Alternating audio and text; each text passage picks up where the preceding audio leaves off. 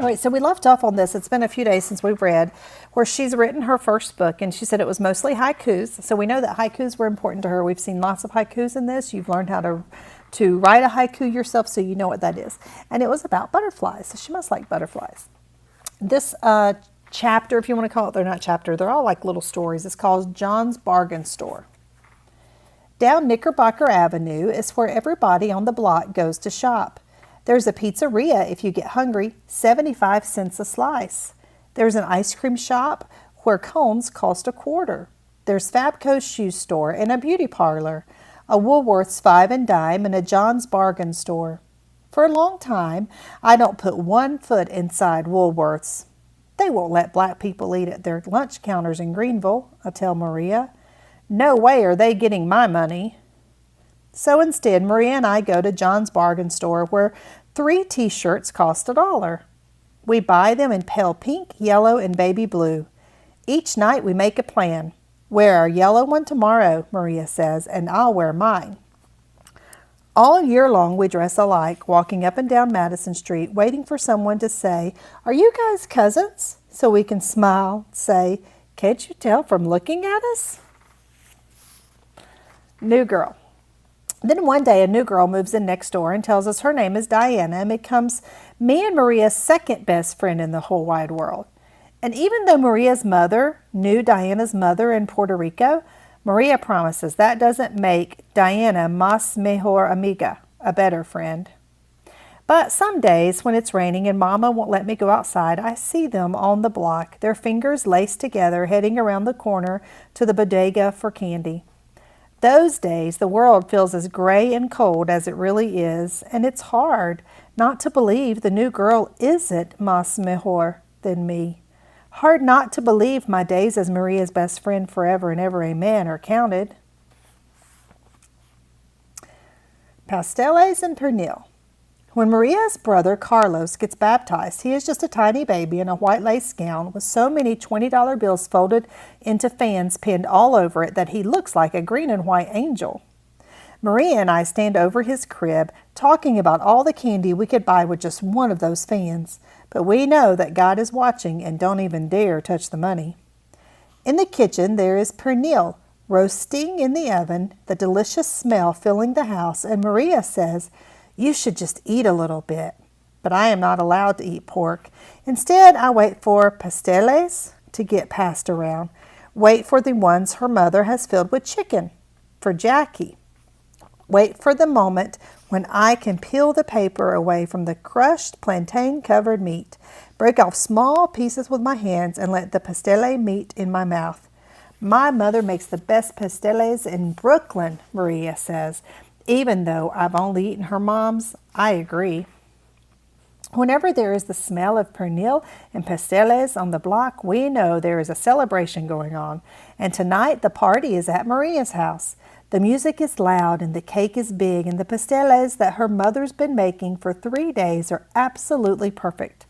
We take our food out to her stoop just as the grown-ups start dancing, the women lifting their long dresses to show off their fast-moving feet, the men clapping and yelling, until the living room floor disappears. When I ask Maria where Diana is, she says, "They're coming later. This part is just for my family." She pulls the crisp skin away from the pernil, eats the pork shoulder with rice and beans, our plates balanced on our backs, laps, tall glasses of Malta beside us, and for a long time neither one of us says anything. "Yeah," I say, "this is only for us, the family." So maybe in this story she's starting to feel like maybe Maria really is just her best friend. Curses. We are good kids. People tell my mother this all the time, say, "You have the most polite children. I've never heard a bad word from them." And it's true. We say please and thank you. We speak softly. We look adults in the eyes, ask, "How are you?" but bow our heads when we pray. We don't know how to curse. When we try to put bad words together, they sound strange, like new babies trying to talk and mixing up their sounds. At home, we aren't allowed words like stupid or dumb or jerk or darn. We aren't allowed to say "I hate" or "I could die" or "you make me sick." We're not allowed to roll our eyes or look away when my mother is speaking to us. Once my brother said but and wasn't allowed to play outside after school for a whole week. When we are with our friends and angry, we whisper, "You stupid dummy." And our friends laugh and spew curses at us like bullets, bend their lips over the words like they were born speaking them. They coach us on. Just tell us to just say it. But we can't. Even if we try, the words get caught inside our throats as though our mother is standing there waiting, daring them to reach the air. Afros. When Robert comes over with his hair blown out into an afro, I beg my mother for the same hairstyle. Everyone in the neighborhood has one, and all of the black people on Soul Train. Even Michael Jackson and his brothers are all allowed to wear their hairs this way. Even though she says no to me, my mom spends a lot of Saturday morning in her bedroom mirror picking her own hair into a huge black and beautiful dome, which is so completely 100% unfair. But she says, this is the difference between a grown-up and being a child. When she's not looking, I stick my tongue out at her. My sister catches me and says, and that's the difference between being a child and being a grown-up. Like she's 20 years old. Then she rolls her eyes at me and goes back to reading. Graffiti. Your tag is your name written with spray paint however you want it, wherever you want it to be.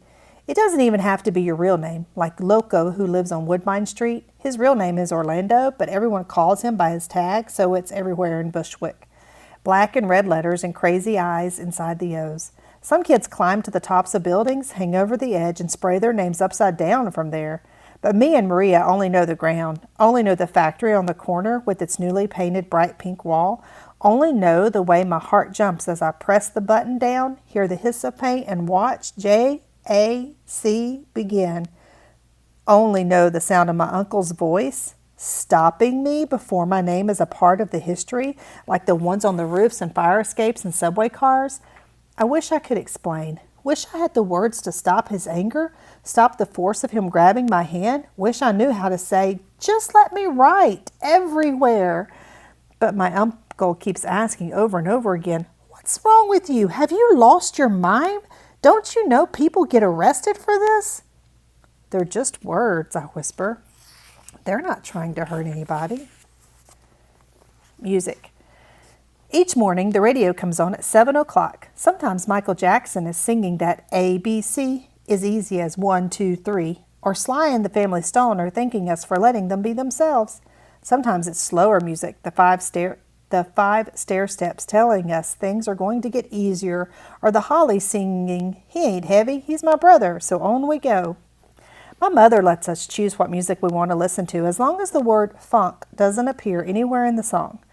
But the summer I am 10, funk is in every single song that comes on the cool black radio stations. So our mother makes us listen to the white ones. All afternoon, corny people sing about Colorado, about everything being beautiful, about how we've only just begun. My sister falls in love with the singers, but I sneak off to Maria's house. We're safe inside her room with the pink shag carpet and bunk beds. We can comb our doll's hair and sing along when the Ohio players say, he's the funkiest worm in the world. We can dance the funky chicken, tell imaginary intruders to get out of our faces, say the word so hard and so loud and so many times it becomes something different to us, something so silly we laugh just thinking about it. Funky, funky, funky, funky. We sing again and again until the word is just a sound, not connected to anything good or bad, right or wrong. Rikers Island. When the phone call comes in the middle of the night, it isn't to tell us someone has died. It's Robert calling from a prison called Rikers Island. Even from my half-asleep place, I can hear my mother taking a heavy breath, whispering, I knew this was coming, Robert. I knew you weren't doing right. In the morning, we eat our cereal in silence as our mother tells us that our uncle won't be around for a while. When we ask where he's gone, she says, jail. When we ask why, she says, it doesn't matter. We love him. That's all we need to know and keep remembering. Robert walked the wide road, she says, and now he's paying for it. Witnesses believe there's a wide road and a narrow road. To be good in the eyes of God is to walk the narrow one, live a good, clean life, pray, do what's right. On the wide road, there is every kind of bad thing anyone can imagine. I imagine my uncle doing his smooth dance steps down the wide road, smiling as the music plays loud. I imagine him laughing, pressing quarters into our palms, pulling presents for us from his bag, thick gold bracelet flashing at his wrist. "Where'd you get this?" my other mother asked, her face tight. "It doesn't matter," my uncle answered. "Y'all know I love you." "You doing the right thing, Robert?" my mother wanted to know. "Yes," my uncle said. "I promise you." It rains all day. We sit around the house waiting for the sun to come out so we can go outside. Dale reads in the corner of our room. I pull out my beat-up composition book, try to write another butterfly poem, but nothing comes. The page looks like the day, wrinkled and empty, no longer promising anyone anything. Moving upstate. From Rikers Island, my uncle is sent to a prison upstate we can visit. We don't know what he'll look like, how much he'll have changed, and because our mother warns us not to, I don't tell anyone he's in jail. When my friends ask, I say, "He moved upstate. We're going to visit him soon." "He lives in a big house," I say, "with a big yard and everything." But the missing settles inside of me. Every time James Brown comes on the radio, I see Robert dancing. Every time the commercial for the Chrissy doll comes on, I think how I almost got one. "He's my favorite uncle," I say one afternoon. "He's our only uncle," my sister says. Then she goes back to reading. We're going to stop there. I think we might finish this, at least by next week we will finish this book and you can take an AR test on it. All right, you don't have any questions with this. This is going to come into play. You're going to start taking some notes on Jacqueline